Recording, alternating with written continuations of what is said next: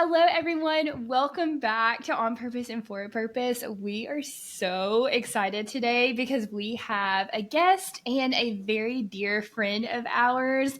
We have Bekah Lowe with us today, and we are just so excited. If you know her, then you know why we're excited. And if you don't know her yet, we're so excited for you to meet her and hear about her story. So, Bekah, welcome to the podcast. Thank you.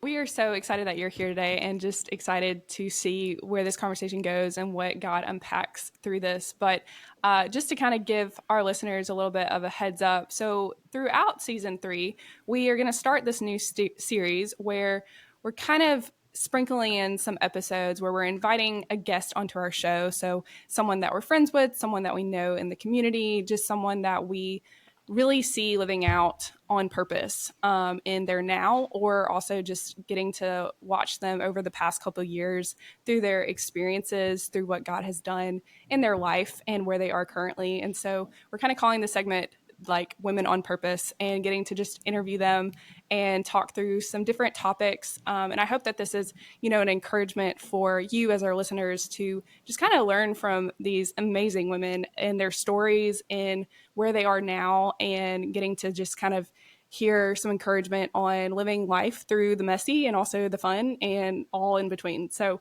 that's really where we're taking this. And Bekah, we are just so honored that you chose to be here with us throughout your time. So why don't you just kind of let the audience know where you are right now in like your life? What does this season look like for you? Okay. I'm Bekah Vining. I kind of laughed a little bit because Savannah said low, but Oh like my gosh. that.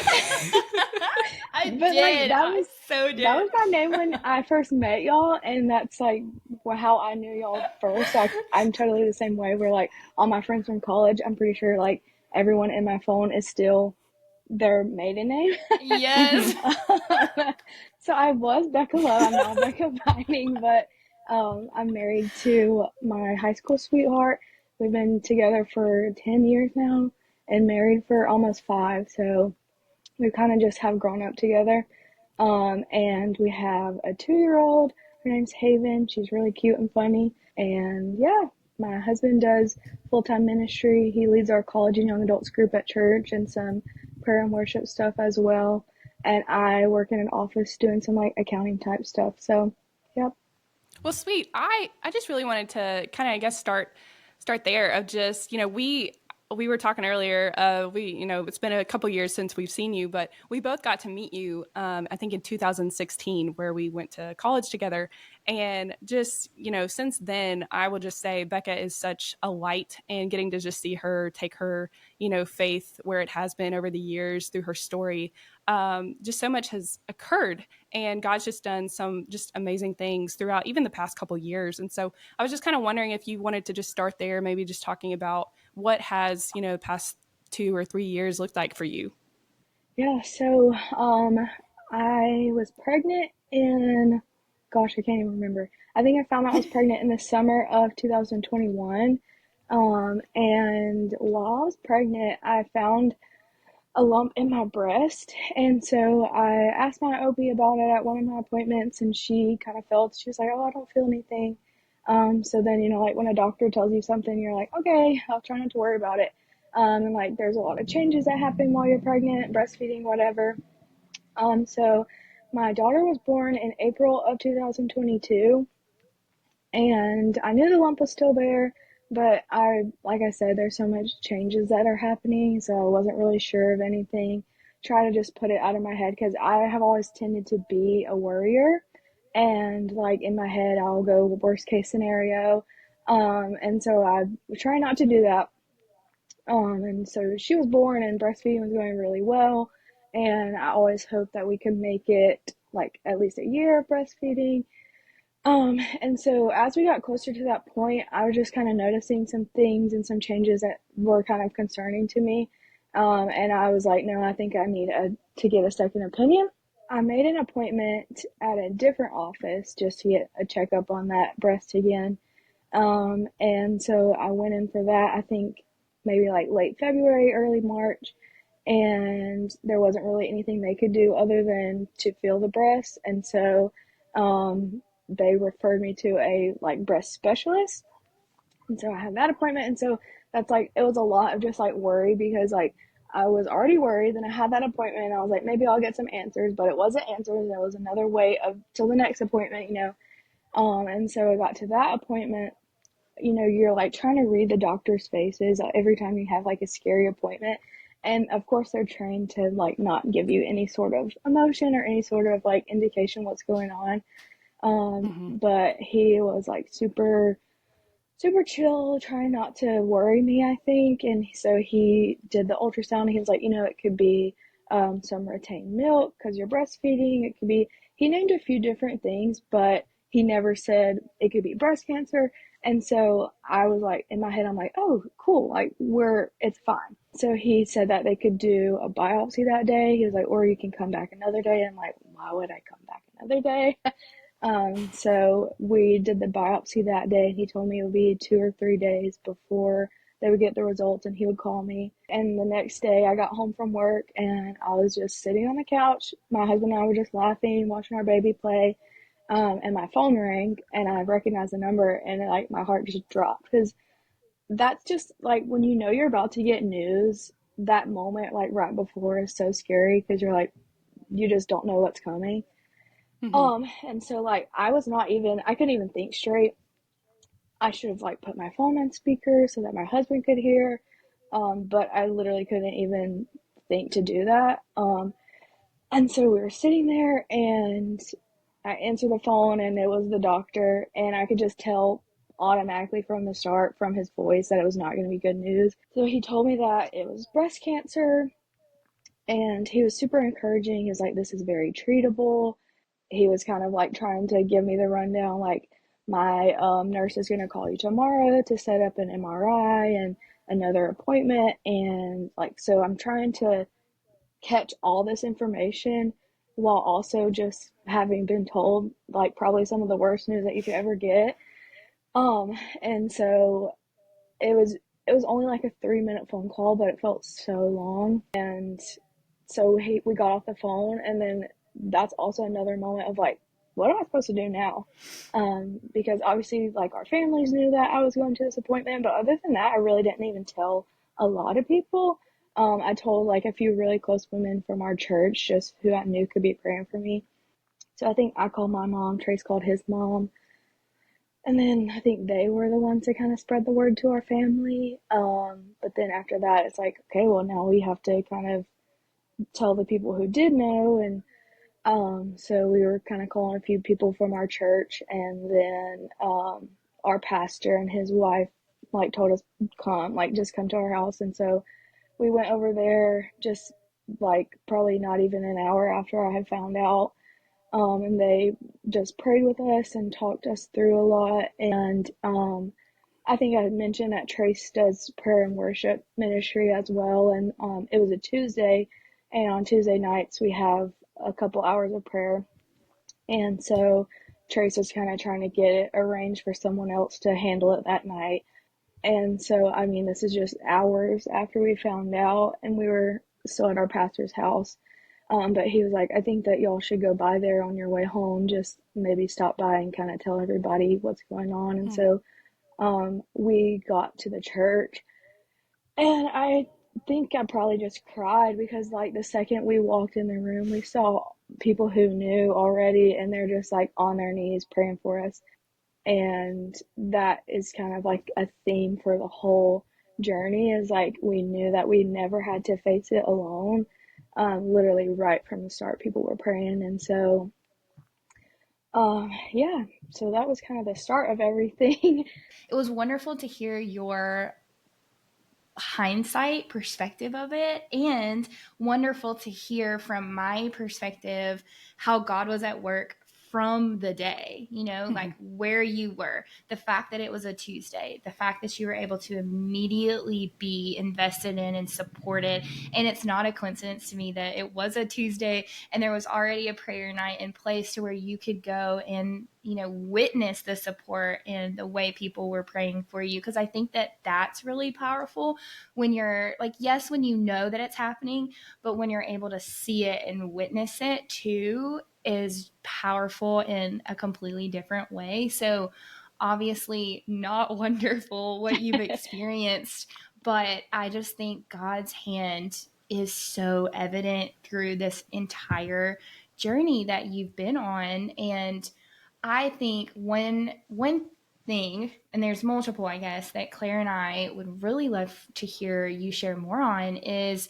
this concept of like vulnerability during this, because you mentioned it a little bit, like some people knew what was going on, but not everyone did. So I'm sure there's lots of levels to this, because it's like you want to share to feel supported, but it's almost like every time you share, you have to process or, experience what's happening to yourself again in the face of sharing and being vulnerable to have that support. So I'm curious, like, and as you continue to tell your story of like actually experiencing treatment, what was that process like of, was being vulnerable and like telling, quote, the world of your diagnosis? What was that like?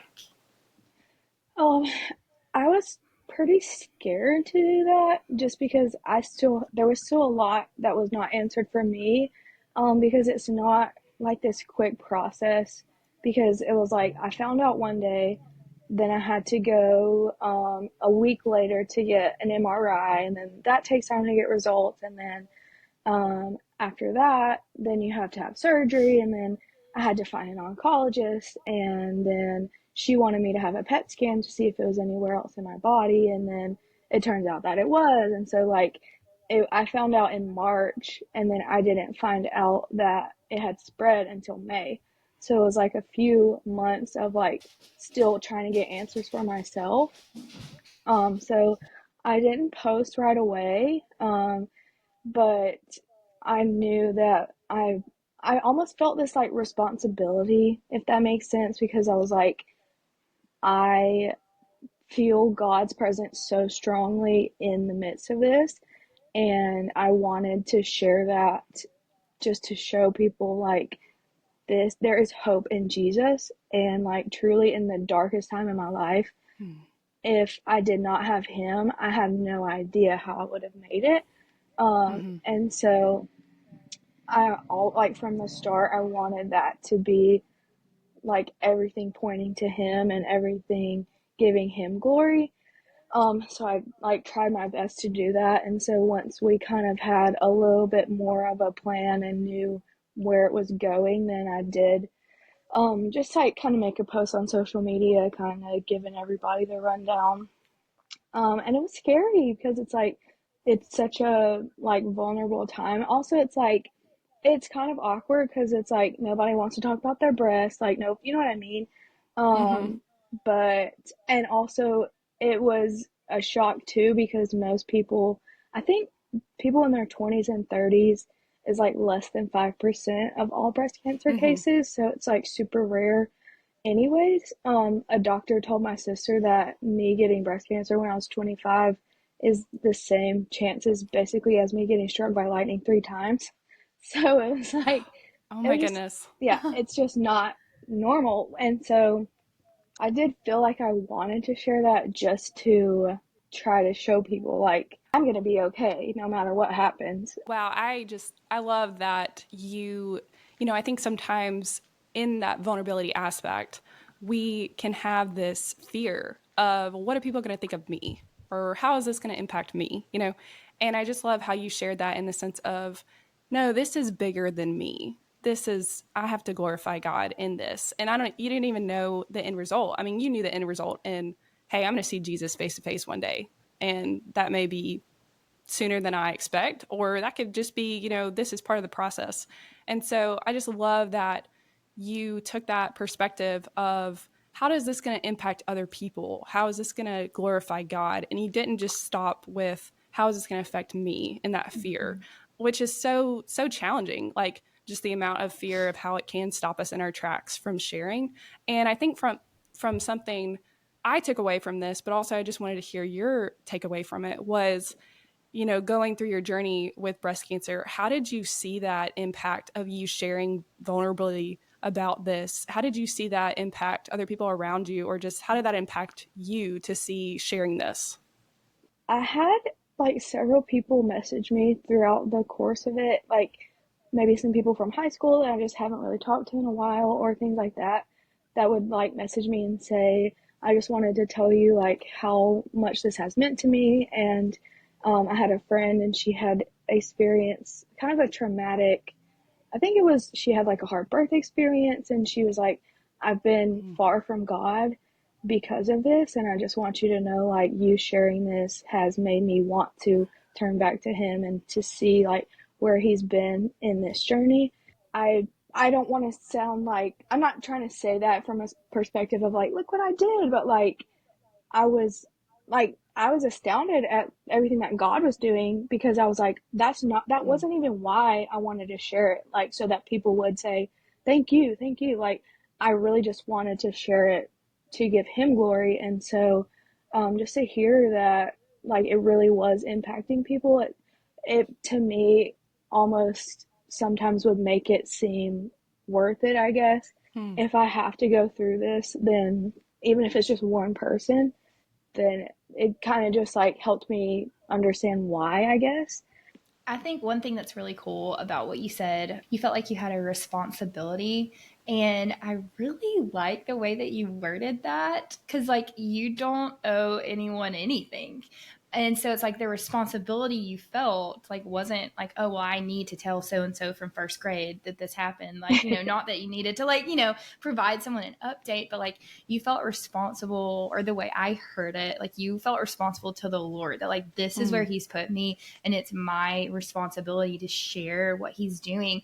And I think that right there is our whole goal behind like this series in general of like women on purpose, but like even further than that, with like our mission being on purpose and for a purpose, and what that looks like practically lived out is exactly what you just said. You felt you had a responsibility to do something, and you showed up and you did it. And it's not that that means like, oh, like you did what you were supposed to because you posted something on social media. That's not what we're saying. It's your posture that you had in acknowledging, this is what I was given, regardless of if I like it, regardless of if it's a season I wish I was in or I wasn't in, or however you might explain that. You answered a call to steward well what the Lord gave you. And in this situation, it was an unfortunate diagnosis, something you wish you, I feel confident you wish you could have not experienced at all. Mm-hmm. But being on this side of it, and we do want to hear about like your treatment and where you are now in terms of your diagnosis, but I'm curious to hear like your hindsight perspective. And I know you are kind of still in the midst a little bit to an extent, but I want to know if you see and what you're able to see of that was purposeful from that season of life. Yeah. Um, a couple months ago, I was talking to a friend.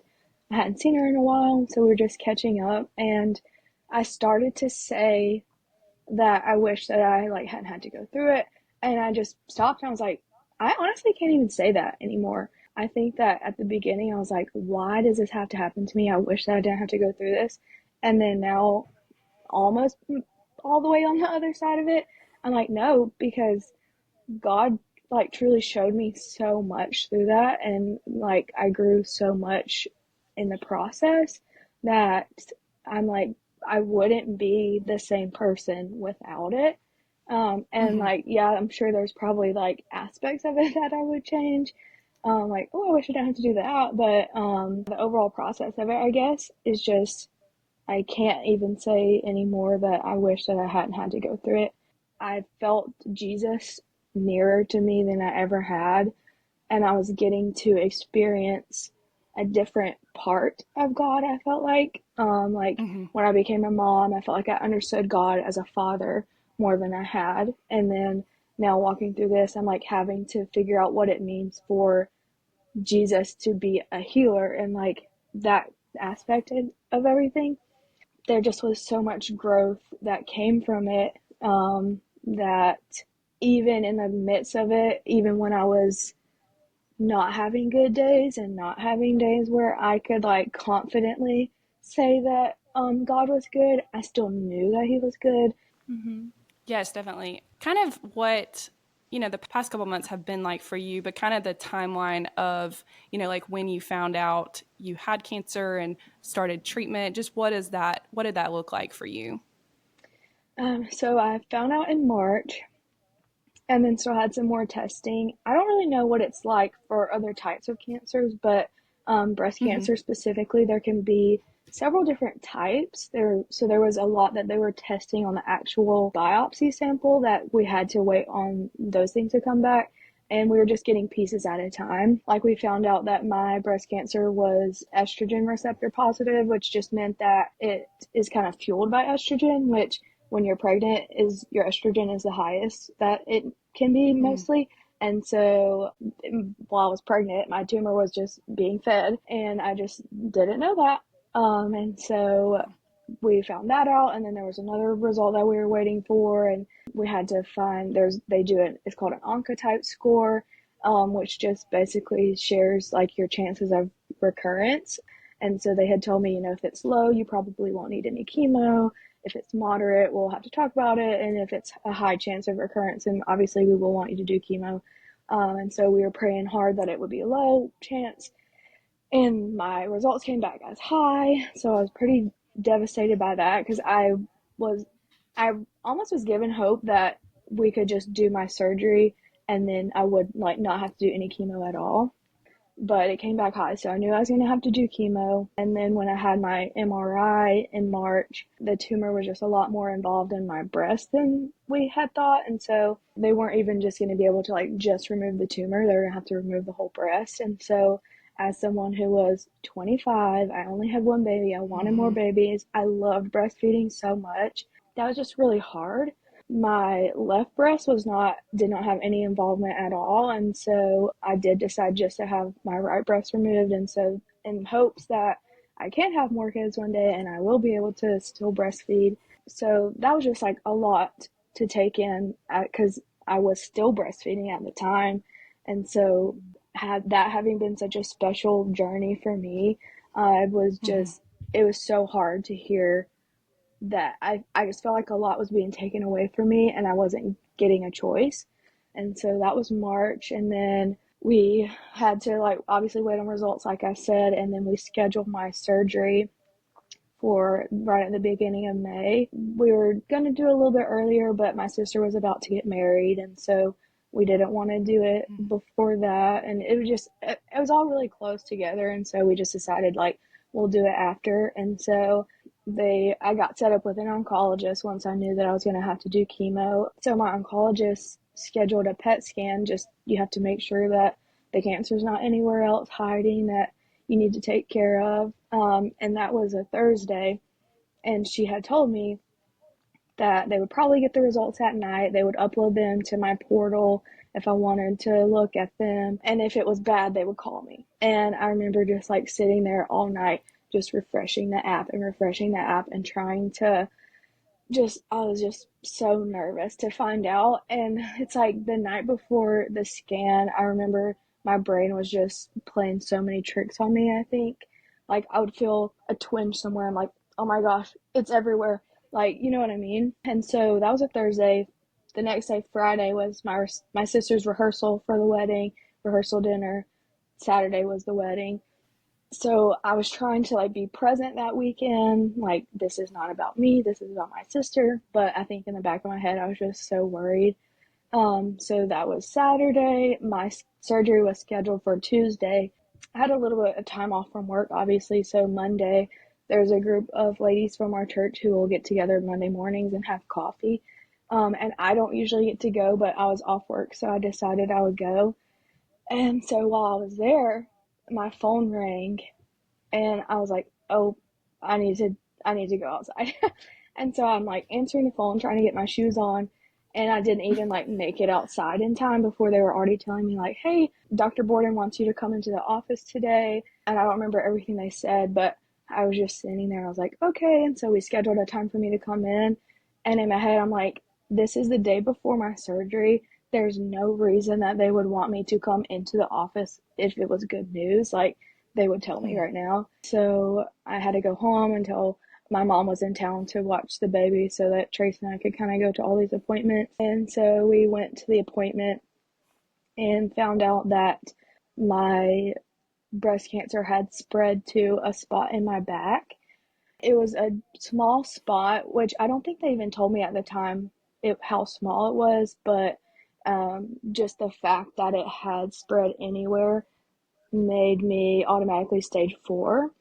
And so you hear that, and then that's like so scary. I'm like, I have a husband, I have a baby, she just turned 1. Like, your brain is going to all these places of like, please don't make me do this. So I started chemo in June and had 4 really aggressive treatments, and then had 12 a little bit of a less aggressive.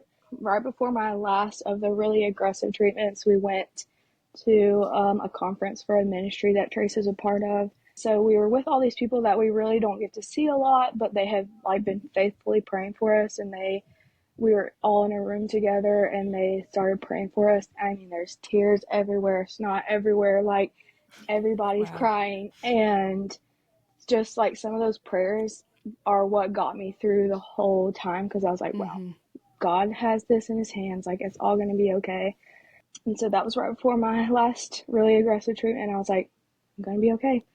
And so I did it, I got through it, and I started to talk to a Christian counselor, because there was just, once my diagnosis happened, everything was happening so fast, I just didn't even really have time to process.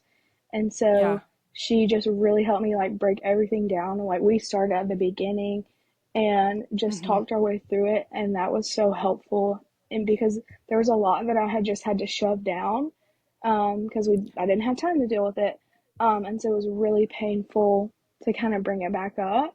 But I feel like it was so healing as well. So yeah, finish radiation. You have to wait like a certain amount of time before you can get a scan after that, because it kind of scrambles everything. And if you get a scan, then it'll be really hard to read it. And so when I got my next scan, everything looked good. The spot in my back had really kind of looked like it was gone, and they just said that there was a few things in my right lung that they weren't sure of. And so I was a little bit upset, because I was like, oh, I was just really hoping that this would be the time where they're like, you're cancer free. She scheduled me for a scan of my chest in a couple months, um, to just like kind of check up on everything. So that felt like a really long 2 months of waiting. And then when I got that scan, I saw my oncologist the same day, and she was like, you're cancer free, it's all good. And Wow. so that was like a huge sigh of relief. So I still have to take an oral chemo for a couple years, just because that, Okay. with that spot making me stage 4, the oral chemo has some studies where it really reduces your chances of recurrence. My surgeon had found a study where women would take this medication for a little bit after they had gotten their diagnosis, and they would take a break and try to have more kids. And the pregnancy and breastfeeding kind of acted like the same protection as the medication did. And so my oncologist has told me, if you'll take this for a couple of years, we can talk about you trying to take a break and have more kids. It's a weird, like, in limbo place to be, because I'm like, praise the Lord, I'm cancer free, but I'm still on these Yeah. Yeah. medications, so I'm not like Right. 100% myself. Still feeling way better than I did, but yeah. You had talked about kind of how getting that diagnosis and then starting to go to these appointments and everything, had prepared yourself as far as, okay, this is physically going to be a lot on my body. And then kind of through it, it was like, but this is also just a lot on me mentally. This is a lot on me spiritually, like really getting to see through that journey of how it's such a holistic thing, of how it applies to just your emotions and your processes. Something you also mentioned, which is just incredible, but also like, saying how your sister was getting married, you had to be at this wedding, you had these expectations of like, I'm a new mom, like what is this supposed to look like? Having to even just have this diagnosis at your age was not common, like all of these things, maybe you had these expectations that were just totally wiped sideways, like this is not what I expected at all. And I think in that, you talked a lot about you knew that people were praying for you and you knew that you had that support, but also, even with that, you still probably felt maybe alone just in this of like, well, I'm 25. This shouldn't really be happening. Or I'm a new mom. I'm supposed to have, these things going a certain way that aren't going the way that I hoped. Or I'm a new wife, like different things like that.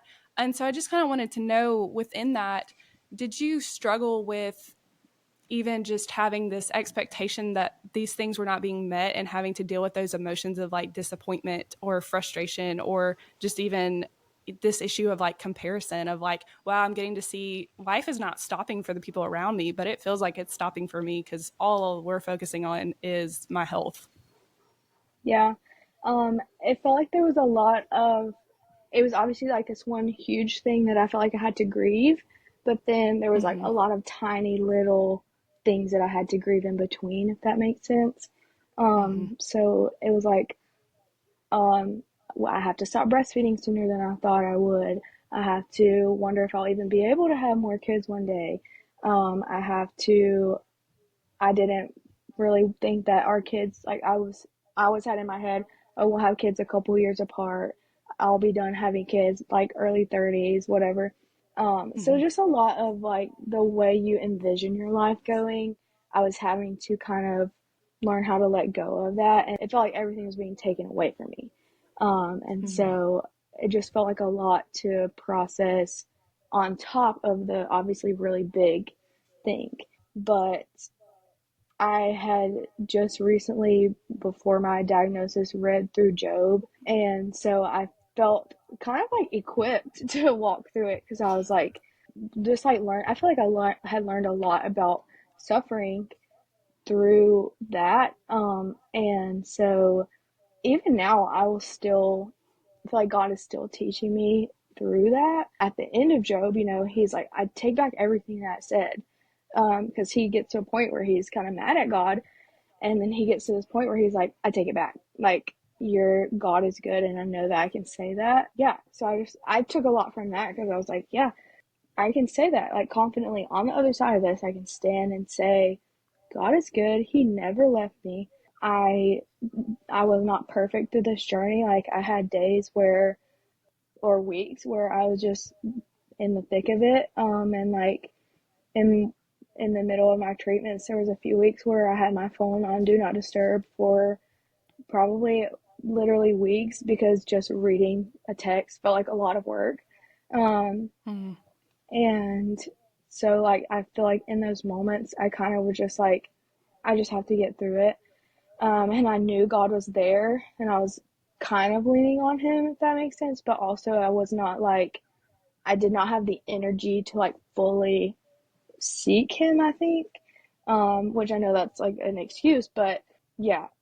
So once I felt better, then I could like fully, I guess, give my attention to him and see like, thank you for getting me through that because yeah, I like I said earlier, I do not know how people experience hardships and not know Jesus because even me, who like I have been in church my whole life, I've built a foundation on Jesus. Like, there were still days for me that I was like so scared, so just felt alone, and so I just can't imagine how it feels to go through something like that and not know him. So I think that was my goal, is like, I want people to know you don't have to go through this alone. Like, you're not alone. You're not, Mm-hmm. there's nothing that is hopeless. Yes, I feel like a lot of what you were talking about is very, very relatable in the sense of, having these expectations in our minds that we really, really want to get to, and then having something very unexpected or something even expected that just goes a little different. Either way, having that occur to where it's like, wow, like my expectations are gone. Like and then you're having to feel the emotions with that, the disappointment, the discouragement, and having to wrestle with that. And I think part of something with healing that I've just been learning through is sometimes we really want to go, we don't want to give it all to God, or we don't want to go through it. We want to go around it. I think part of healing though is like I have to walk side by side with God in this. I cannot cut him out of it, because if I cut him out of it, then I'm even more alone than I think that I am. And we're not going to be able to go through it faithfully. And I think that's when doubt and the devil really starts to make his way into it, is he's going to find you in it when you're isolated, when you're vulnerable, when you're already knocked down and not feeling well, and attack you even further, because he doesn't want you to be walking with Jesus in it. And so I just think with healing, like acknowledging the hurt, acknowledging the emotions, I think it's so honorable that you sought counseling, and that you acknowledge that, hey, I really need to process this. Like, this is happening pretty quickly, and I need to be able to process my emotions through it and talk to someone who's just an outsider, someone that's not all up in your, lifestyle, personal business, all up in it with you. And I just think that that's really, really encouraging, and something that's very relatable to other people. Like, as an encouragement to anybody who's walking through anything hard in their life, in the moment, it can be so hard to understand why and to even see, like, God, what are you doing in this?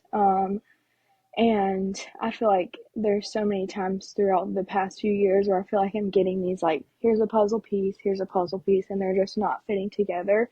And then if it's 2 years down the road, 5 years down the road, you're able to zoom out and you see this whole picture that God has created, and it all makes sense. And you're like, Mm-hmm. oh, thank you. Because we're kind of talking about those expectations that we have. You think one thing Mm-hmm. in your life is supposed to go this way, but God, his plan is so much greater than anything we can come up with for ourselves. And so in the moment, if it doesn't make sense, if it's still hard, you can just know, like, he has this, he is using it, he's working it all together for your good. Um, and yeah, it might not make sense now, but eventually it will.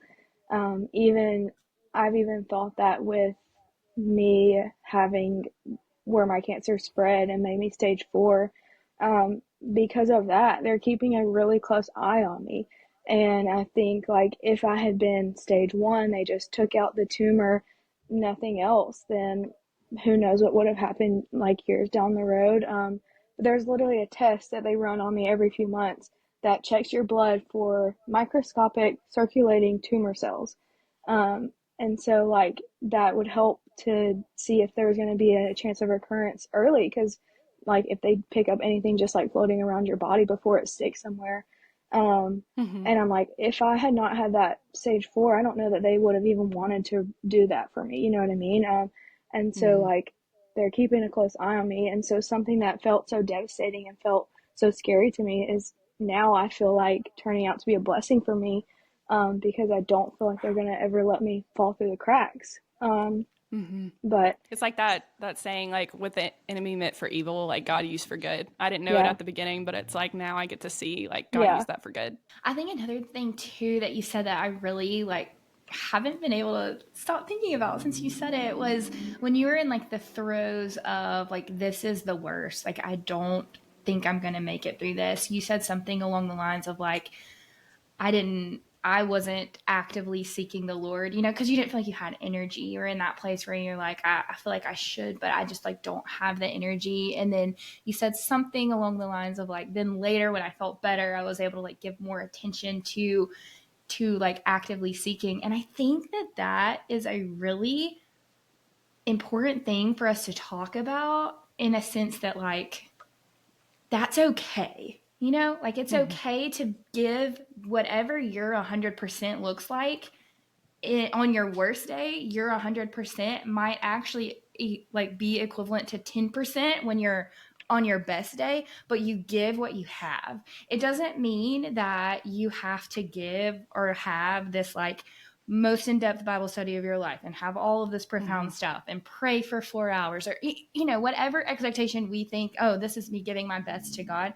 He wants you to give whatever you have. And so if your worst day, you're still having the forethought of, if all you can get out is, Lord, I need you today. And if that's Mm-hmm. your 100% to give, then that is just as good as your best day. And I think especially when you're walking through like a health diagnosis, but also people that find themselves like in depression or in so much anxiety that they can't feel like they can't function, or losing a loved one, or all of these different things that hit us in life. That give your 100%. That's what I heard. I mean, I heard you say so much, but one of the big things I heard was you gave your 100% no matter what that looked like to God, but also to your child, to your husband, to your family. You give what you have. And that also comes back to the heart of being on purpose and for a purpose.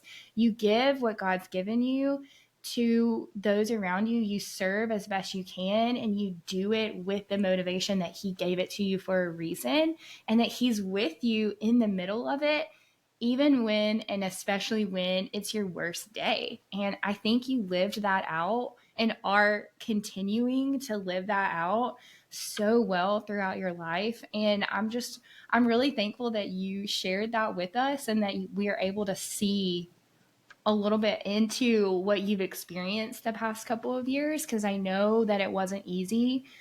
And I'm thankful that you were willing to share it with us. And another just a little nugget of encouragement for you, Bekah, is you never know the impact that your story has on other people. And I don't think that, we'll ever get to see that until on this side of eternity. But just like your influence with sharing your story, you don't know how it impacts other people just in very mundane or even significant ways. Just for me personally, like your story really brought up a lot of conversations that I got to have with friends from our sorority about health in general. About, what that looks like for us as people in our 20s, not really considering, oh, we're not invincible. Like there's these things that occur, and that even like through your journey and sharing it, I just thank you so much for being so vulnerable on social media and sharing it, because it was like the days when you shared something of even a hardship that was going on and how you were feeling, how you were trusting God. I was just like, man, like we're praying for you, but like we're also like grieving with you in that discouragement. Or like when you posted that you were cancer free, I just remember I had a friend that texted me and was like, Bekah posted she's cancer free. And I was just like, I'm gonna stop my tracks. I'm going to Instagram. And it was like the first thing that pulled up, and like we were rejoicing with you. And so I think sweet. that's something just that we're united with in the spirit, as well as like we may not be physically present, but He's still working in our lives individually. And I think being able to, testify and witness to just what God's doing in your life and sharing that with other people, it impacts far beyond what we can see. I feel like God places people in your life through things, and I feel like He was teaching me how to trust Him through what He was giving me through other people, if that makes sense.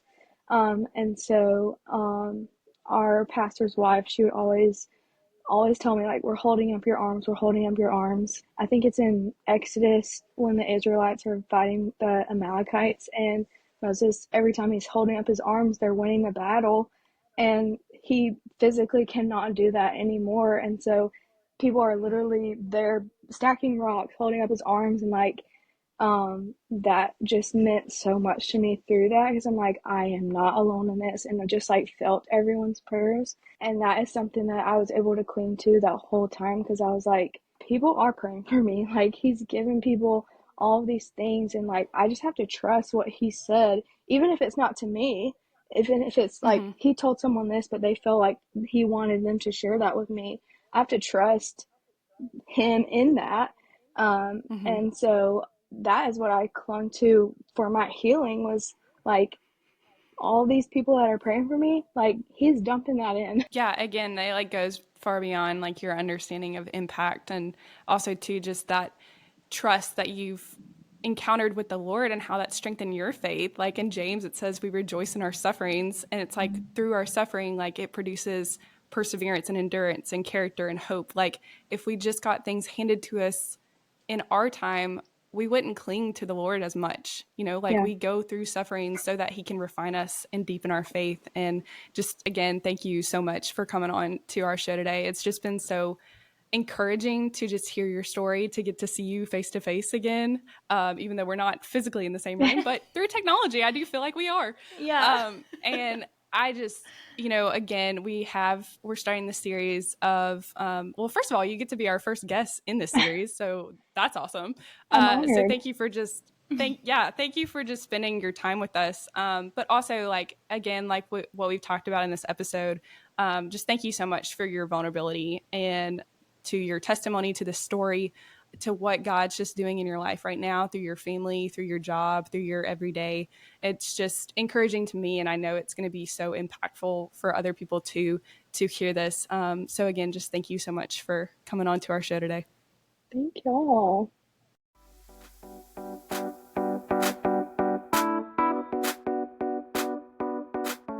Hey guys, thanks so much for listening to this episode of On Purpose and For a Purpose. Don't forget to hang out with us over on Instagram at On Purpose Podcast so that you can be the first to see updates and hear about upcoming episodes.